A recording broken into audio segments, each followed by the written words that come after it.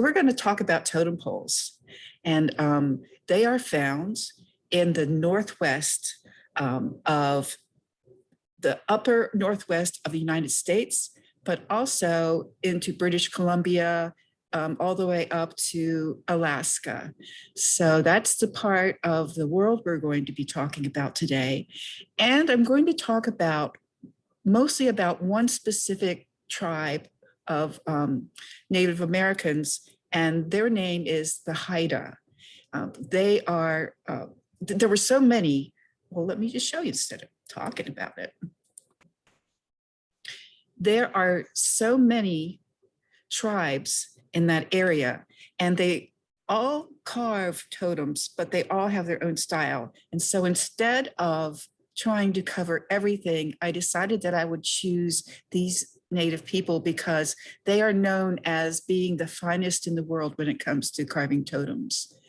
Let's see, I want to go back for a second.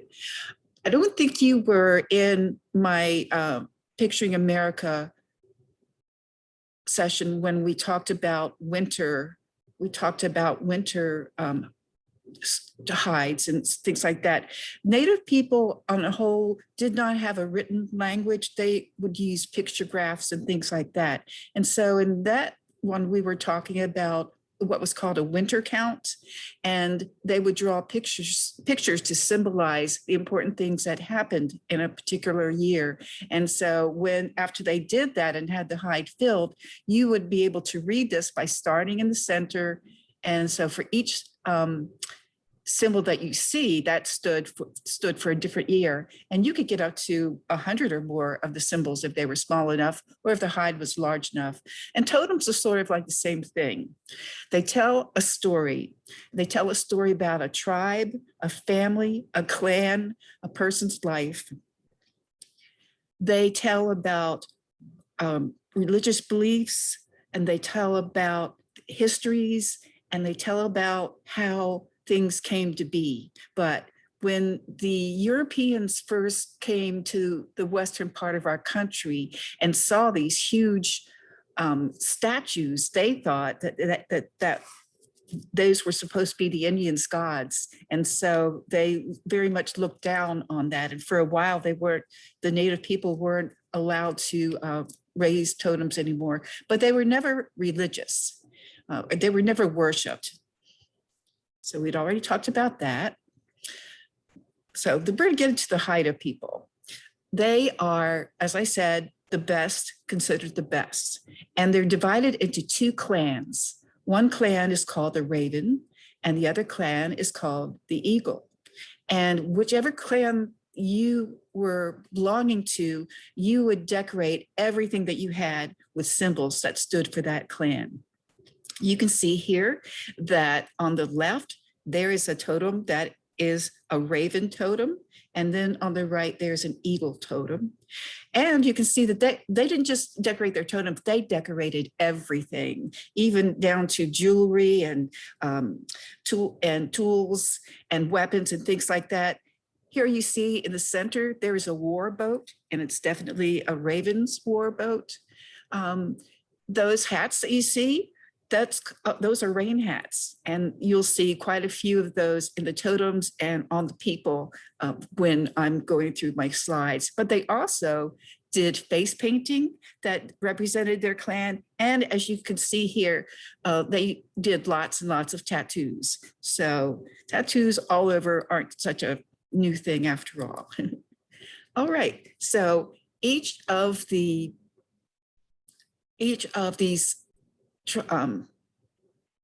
groups had their own, they would own certain crests. And when I say crest, that is an animal figure, and with totems they're stacked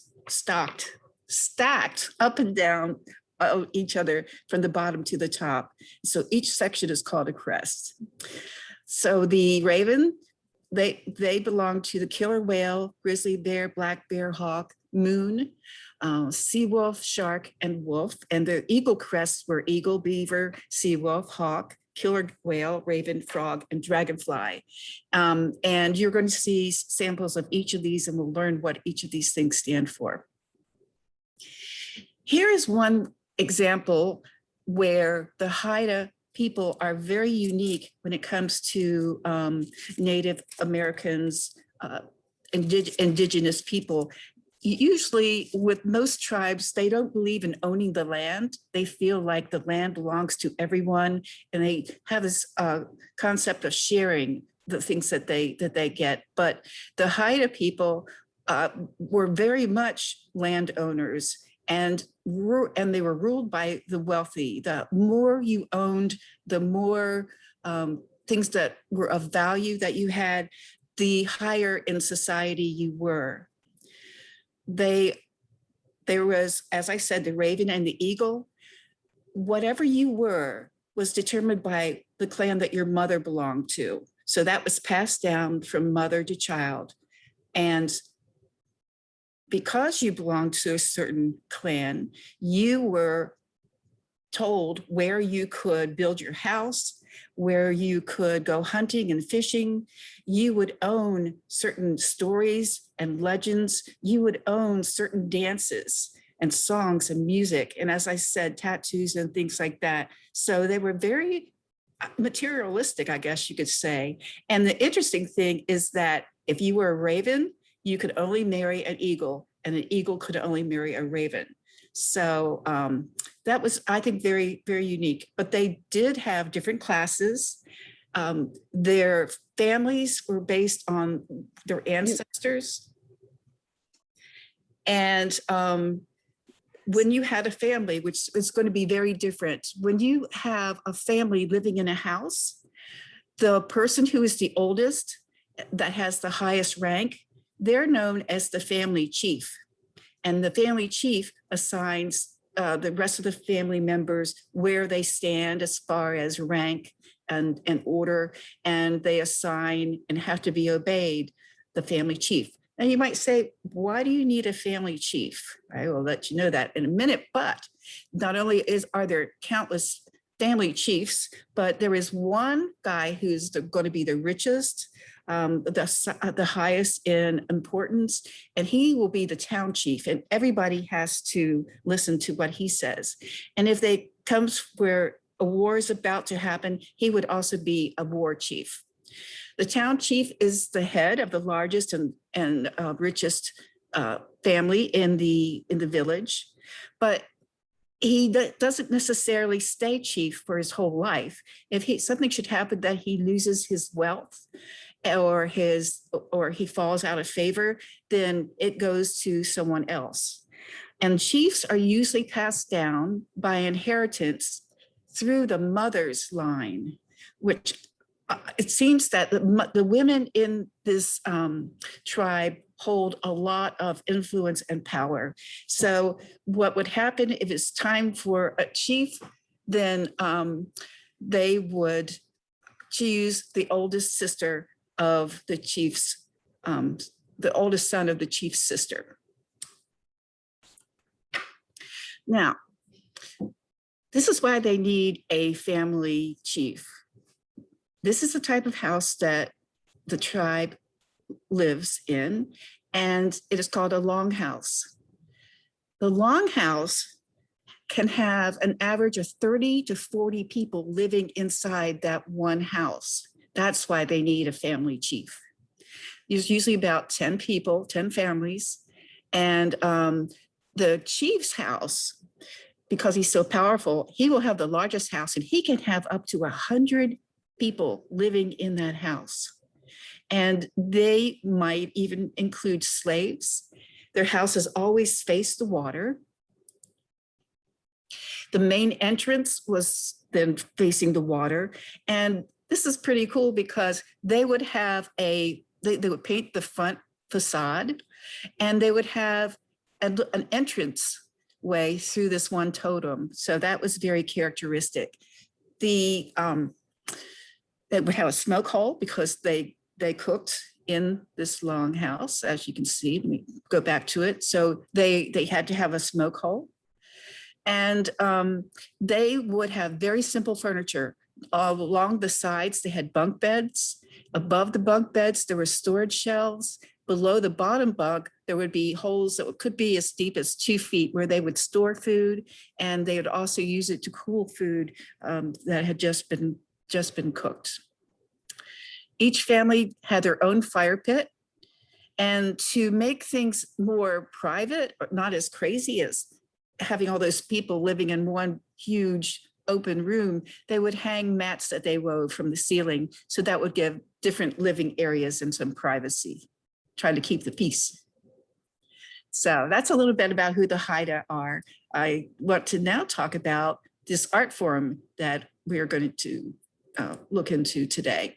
There's at least 3 basic main kinds of totems. And the first one is a central post. And again, you can see how the central post has an entryway in the front of it. I think that's beautiful. Here's an older one.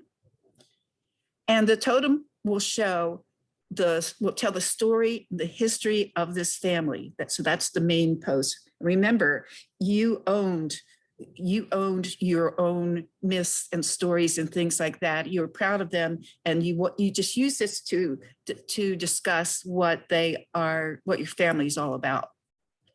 There's a memorial pole. The one to the left is a recent pole that was made to remember a totem pole carver named John T. Williams. He was shot and killed by a police officer in 2010. So this was erected in his honor. And then you can see that over to the other side, we have some totem poles in a park. Very nice. There are also monument poles.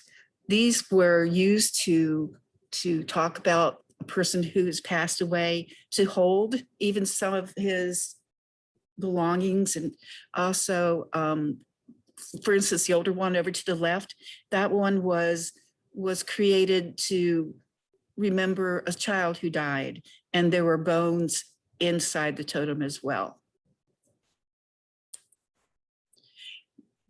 There's also something called a shamepole, and shamepoles are just what you think they would be. If somebody does something that's very wrong, that they should be embarrassed about, or that you think they should be embarrassed about, you would go through the time and expense to have a totem carved and erected so that everybody would be reminded of what this person did. This one was actually done to make fun of one of our secretaries of state. His name was William Seward, and this was put up in the 1880s. But what happened was, he's going around the country. He actually was going to visit, Alaska, and he stops in Tongass village to visit their chief. This chief was the main chief, and he was very high in esteem. Their custom is that, remember, they are very proud of their wealth, and they try to make everybody realize how much wealth they have. One way that they do this is they give things away in a ceremony called a potlatch. That happens once a year, and the more you give away, that shows that you're very, very wealthy. And it's sort of a way to redistribute the wealth a little bit in the village. But at any rate, so Seward comes to visit Chief Ebbets, who treats him like a prince, gives him all kinds of tokens and gifts and things like that, feeds him, just treats him incredibly well. And Seward, thank you, and off he goes. Well, this was since 1869. So time went by, and Seward never sent anything to Chief Ebbets to thank him and to reciprocate the chief's generosity. And the chief waited. About 15 years later, he figured that he's not going to get the respect of his generosity. So he had this totem erected, and it was put up so everybody that sees this now remembers that Seward was kind of an idiot that day. There's 2 main kinds of styles that the Haida do. One is the northern style, and it mostly has red, turquoise, and black. the Haida, I told you, are the best carvers, considered the best carvers in the world. They're very proud of that. And you can see a picture of a museum here containing some totems. And it is said that probably 99% of the totems that are in museums were created by the Haida people in their style. The Haida North style is very intricate, and the figures kind of all run together. It's very ornate, but again, mostly those three colors. You can see the beaver here, and if you look at it closely, you can see there's a little man down at the bottom. We'll talk about who he is in a minute. There's a creature here. I mean, it just all kind of comes together. And I mean, isn't it just beautiful? I think that this is amazing artwork. One thing that is very unique about the Northern style is that they have these funny looking little guys sitting on the top with these funny conical hats, which I told you were rain hats. Well, they're known as the Watchmen, and they put them mostly on top, but you will see sometimes they'll be carved into the sides, but the ones on top are there to serve as a watchdog almost, to let the village know if there was an unwanted spirit coming, or some tribe or person. So he's pretty much up there to keep watch and to send out a warning if danger is on its way. Then there's the Southern style, and look at how different this one is. Uses lots of different colors. It's very bold and bright. It is, you find these mostly in Northwest Washington, and the British Columbia. They're known mostly for their Thunderbirds, which sit on top, and you'll see a lot of those on top in front of or also painted in their house fronts, which look at how bright that is. And again, you've got your entryway. They use, again, a lot of color, and you know that they're going to find that in their environment. What they do after they find the material they need is they mix it together with salmon eggs to make it liquid, and so that they can paint with it easily. But these are the main colors, and here are some of the resources that they use. For red, they use this stone called cinnabar. It's right there. And they're representing blood, war, and animal creatures. I'm sorry, I'm having something going on with my audio. Oh, can I pause you just for a second? Yes, please. Question from Tegan. How would you know if anything is coming? Because what would the watcher do? Well, you have to understand, and you'll get more of a feeling of this when I talk a little further. You have to remember that these are the native people from generations ago, and they have beautiful stories and beautiful beliefs.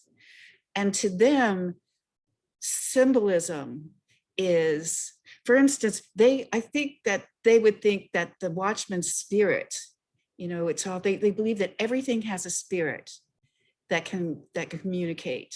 So I think that they would just have confidence about, they would be alerted. And I'll tell you a little bit more about that a little further. That's something that's even a little more funny. So thank you for that. Yes, be sure to stop me if I have any questions.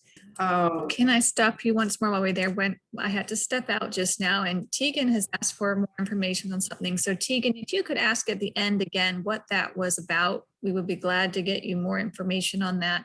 And then Tegan has a question: what if they didn't have a sister? So I think that was in reference to something a little bit. Yes. Okay. So I'll answer the second question first. Remember, we're talking about a family, not just a family. We're talking about a house that's containing 30 to 40 people. It's containing like 10 families. So you're gonna, if you don't have a sister, then it would go to somebody else. It would still be dependent on a female in that's related to you. It's a very different way of life.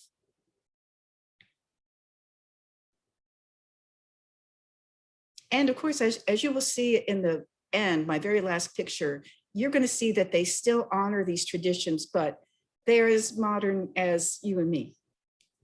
But they're very proud of what they believe, and that's just the way it is. Okay, did Tegan have a question?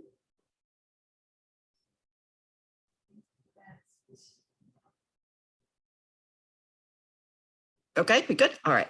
Okay, thank you for that. I like these questions.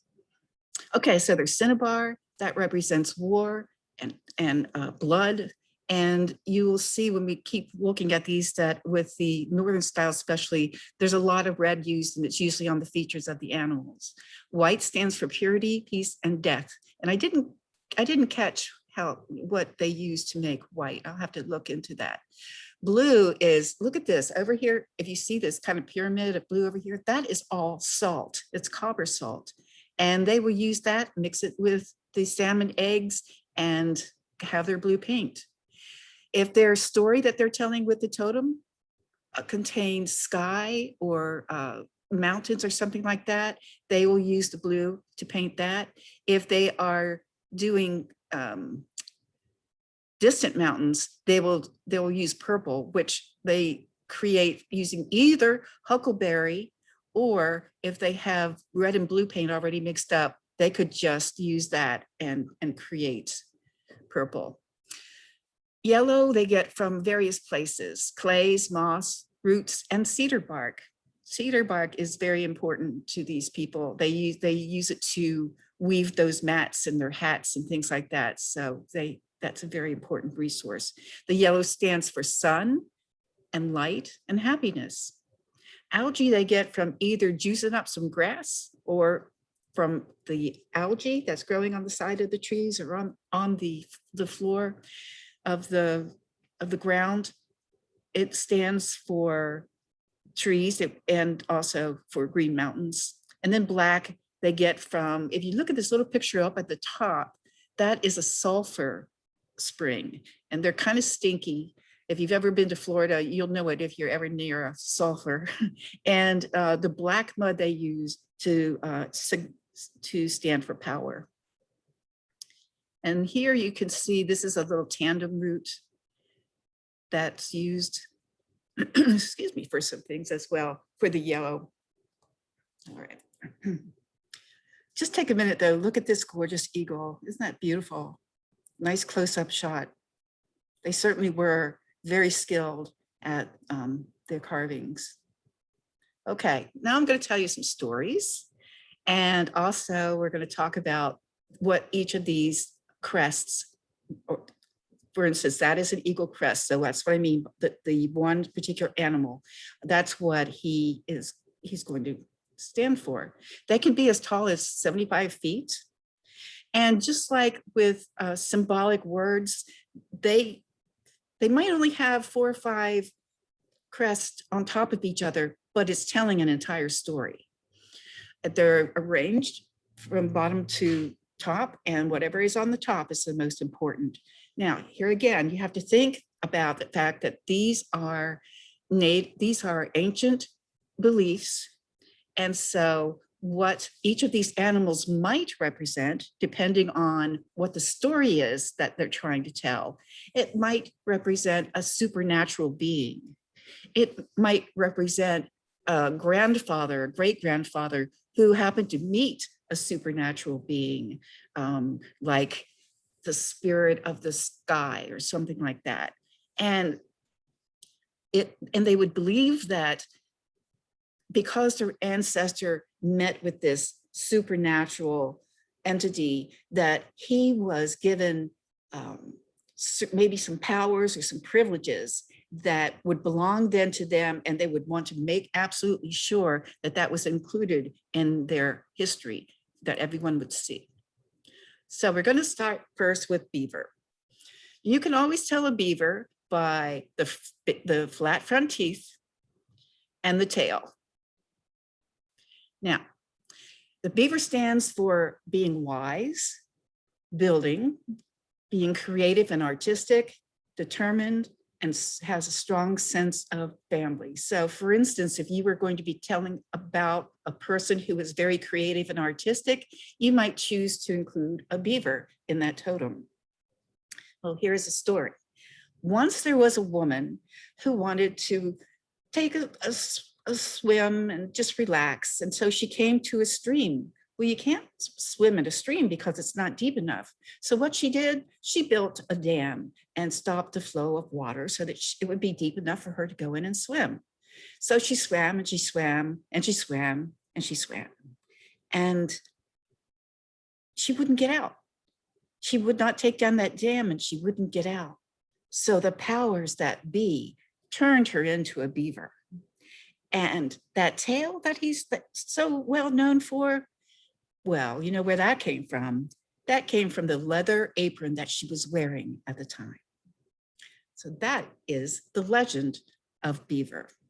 So you can see what I mean. These are amazing, beautiful stories that they came up with to explain the world around them, because there weren't scientists and there weren't encyclopedias.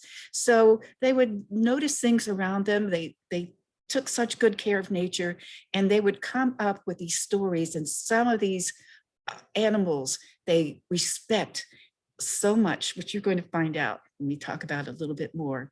But that's the beaver. So remember, always look for the teeth and that flat tail. The eagle. The eagle is known for great strength. The eagle rules the sky. He is a leader. He's a divine spirit. And he has a connection to the great creator. There's a legend about the eagle, and it says this: once the eagle had very bad eyesight. It couldn't see for anything. And it would just be a shame because it would fly to all the tops of the trees, but it couldn't see what was on the ground so that it could catch it and eat it. Well, once a great chief was afraid of another clan coming to attack them. And so he could see how eagle could fly to the top of trees and where he could look all around with nothing in his way. And he asked eagle to please go and keep a lookout for him. And if he sees that other clan coming, to let them know immediately so they could be prepared to jump into their war canoes.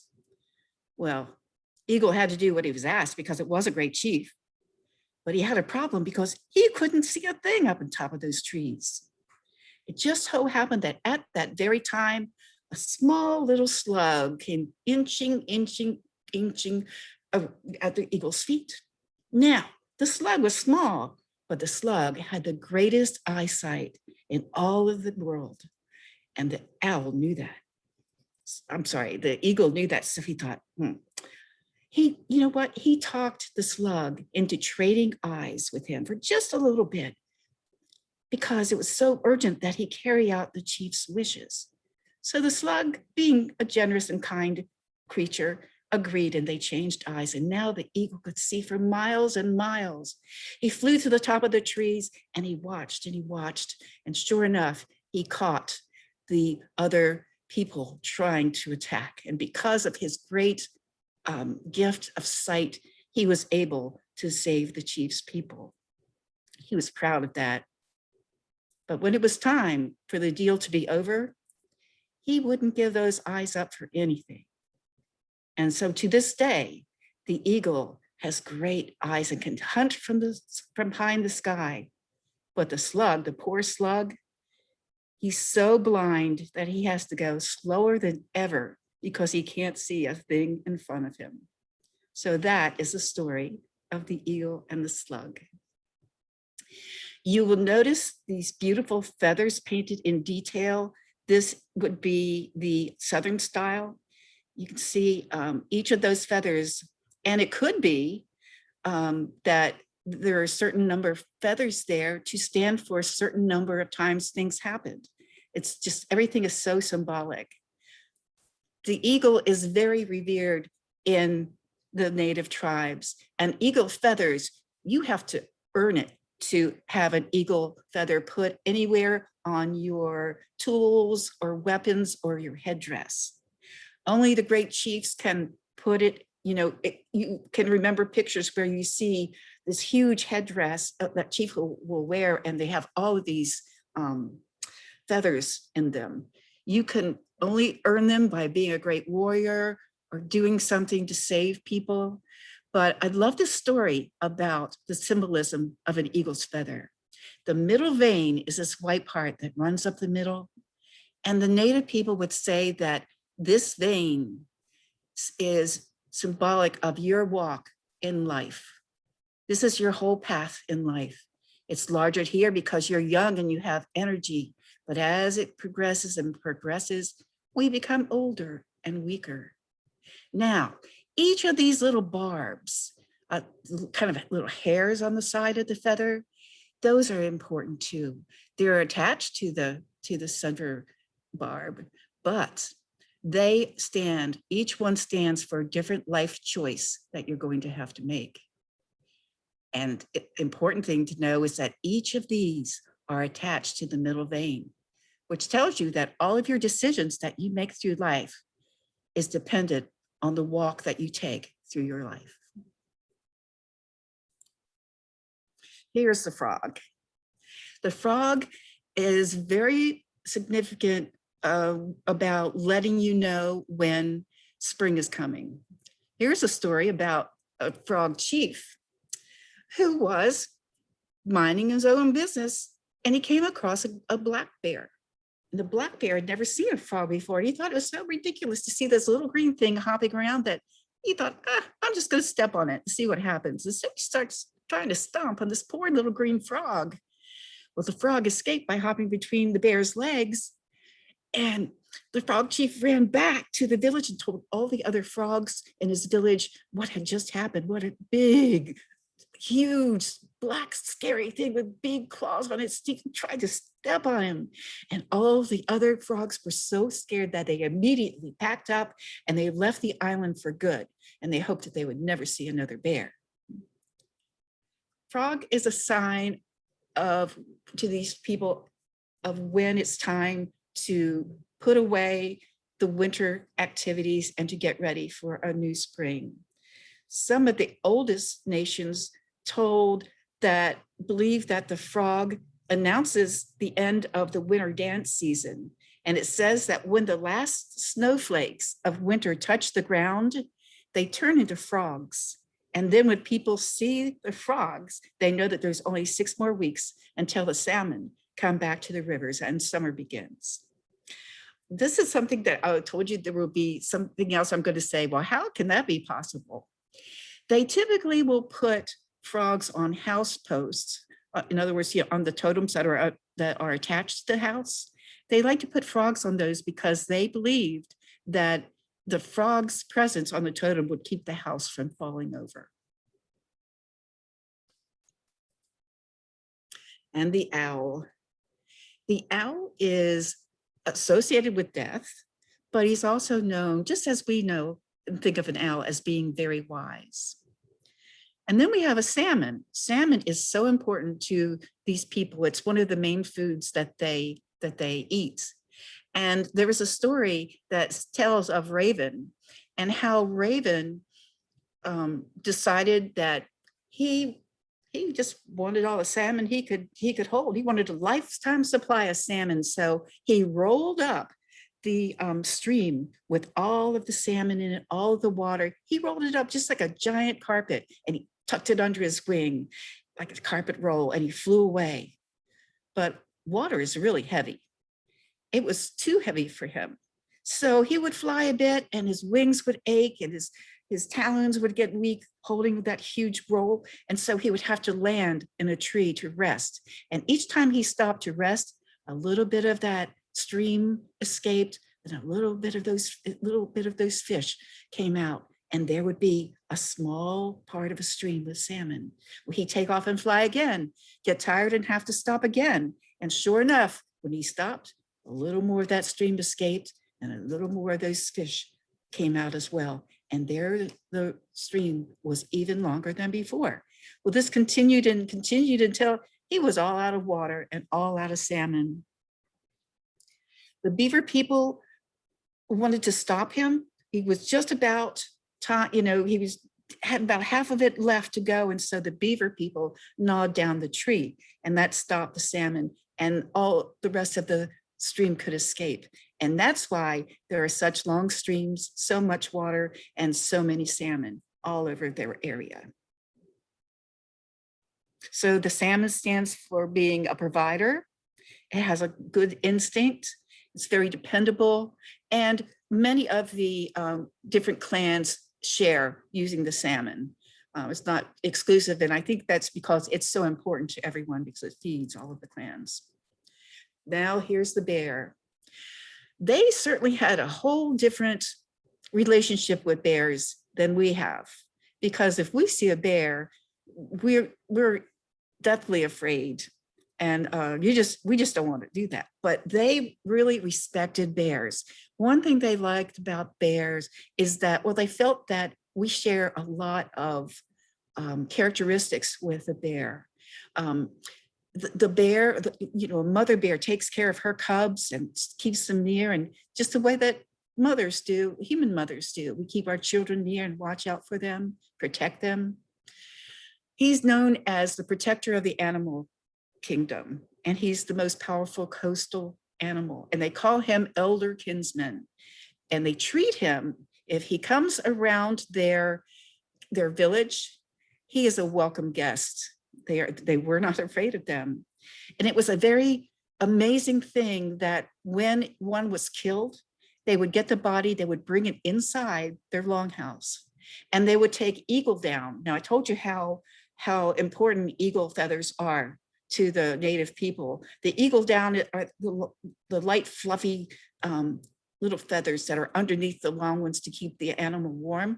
Well, they would take the eagle down and they would spread it over the bear to show that they respected it so much.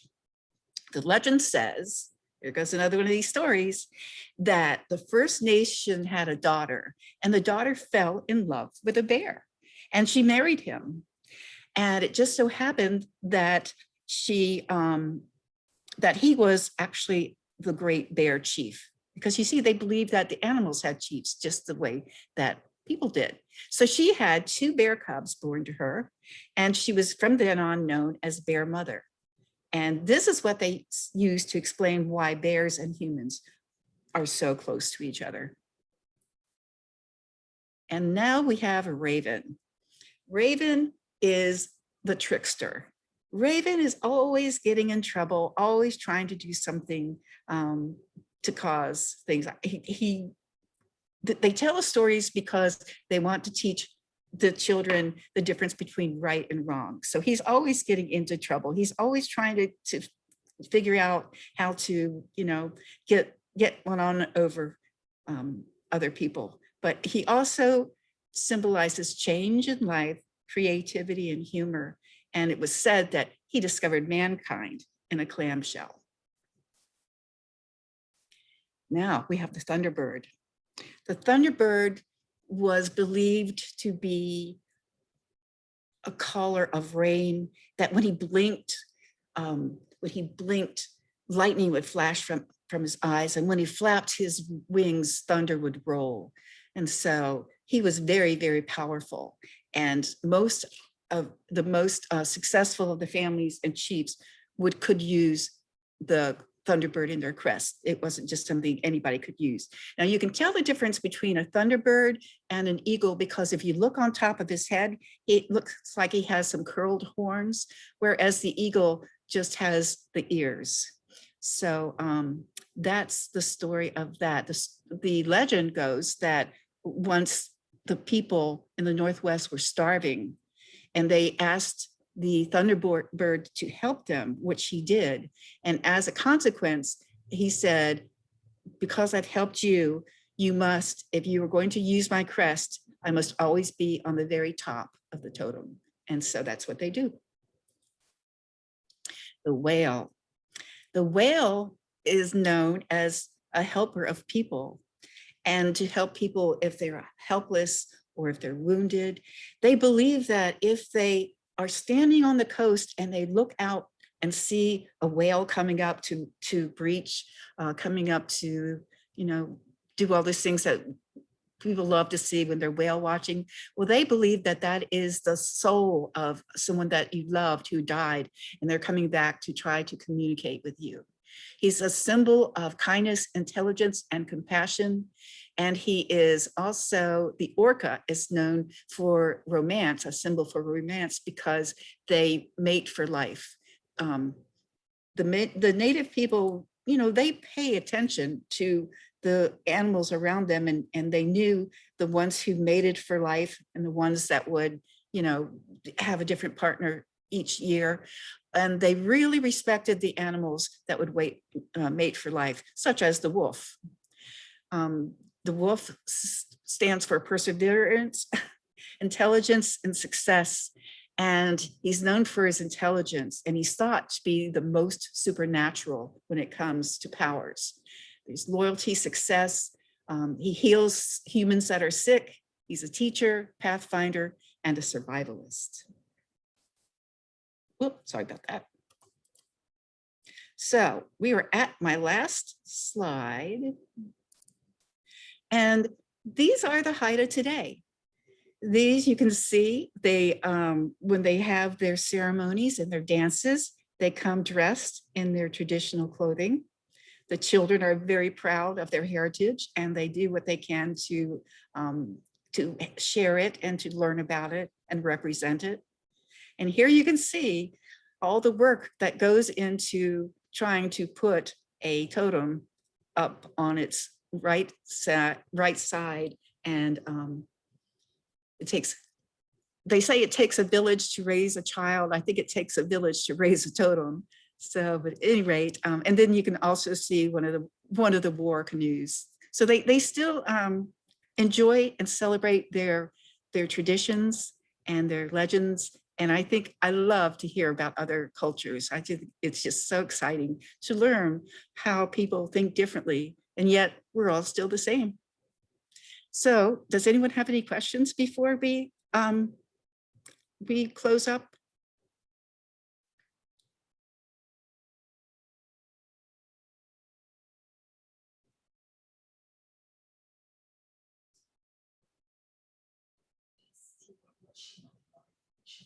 Okay, Tegan, what did you want more information about? Do you remember?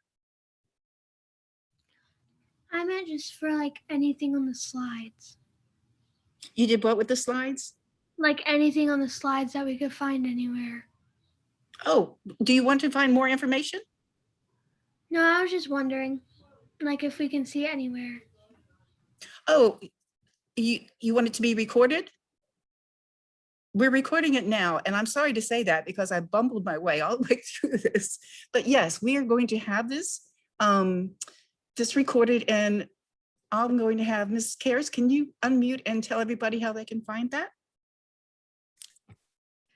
Okay, so by tomorrow, it should be, let me see. We'll post it on Facebook. Do you follow our Facebook page at all?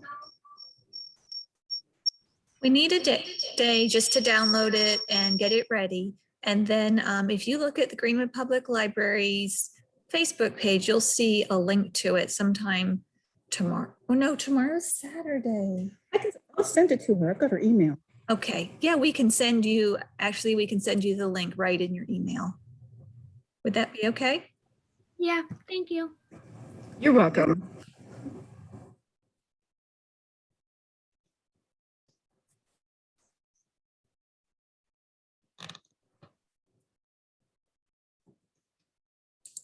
Anyway, we'll put it up on Facebook on Monday as well.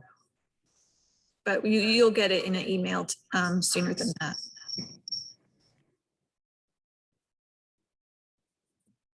Okay, goodbye, everybody. Thanks. Bye, thank you. Thank you, have a nice day. You too. Have a nice day, bye. Thanks. Bye.